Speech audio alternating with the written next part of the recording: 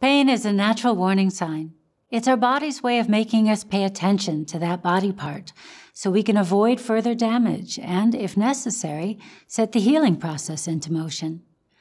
When someone experiences pain every time they have penetrative sex, insert a menstrual device or finger, or go to the gynecologist, it becomes much more than just a physical problem and may also cause a spiral of negative thoughts and feelings. Someone suffering with a pain penetration disorder, such as vaginismus or dyspareunia, is someone whose pain signal has become overly sensitive. Like a traffic light that's constantly red, it no longer means anything. The pain, in this sense, is no longer helpful and only causes additional stress.